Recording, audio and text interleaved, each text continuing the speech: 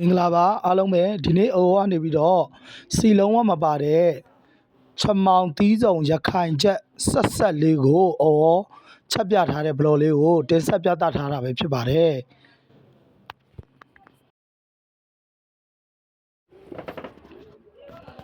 ဒုတိယဆင့်နေနဲ့ချမောင်ရက်ကြိုထားတဲ့တဲမှာ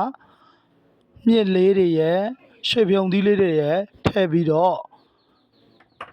မှုပါမယ်ခင်ဗျာ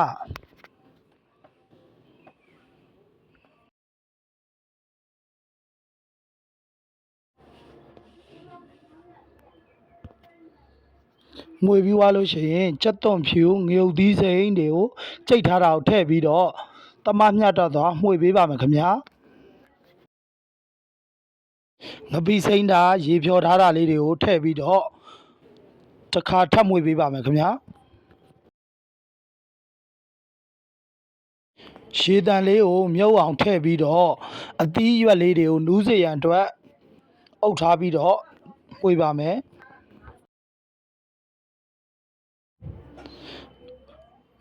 မြစ်ရွှေပြုံသီးတွေနူးပြီဆိုလို့ရှိရင်နောက်ဆုံးမှာရုံးလေသီးလေးရဲ့နနံပင်ရဲ့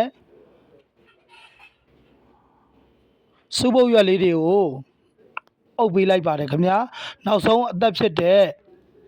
ပင်စိမ်းလေးကိုပါထပ်ပြီးတော့အုပ်ကနေပြီးတော့ထည့်လိုက်ပါတယ်အရသာအတွက်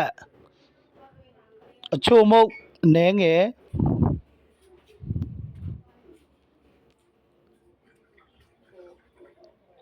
စားနှဲငယ်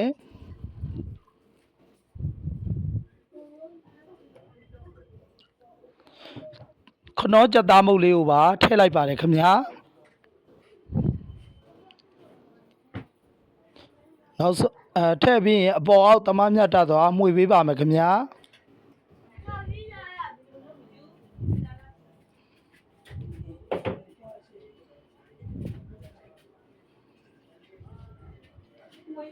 နောက်ဆုံးမှာတော့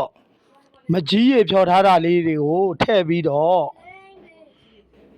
ပုံပုံဝန်းဆူလာရင်အရသာပေါ့ငံမြည်ပြီးတော့အရသာကောင်းမွန်တဲ့ရခိုင်ချက်စီလုံးဝမပါတဲ့သီးစုံချက်မောင်ရခိုင်ချက်ဆက်လေးကိုရပါပြီခင်ဗျာ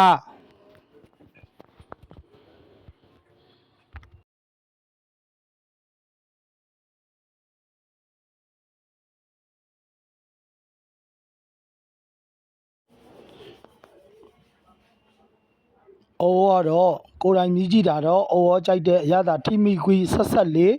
ရပါပြီလုံးဝရှယ်ပဲရှယ်မိုက်တယ်ပေါ့နော်အခုချက်ပြတာလေးကိုရင်တင်ပေးလိုက်ပါမယ်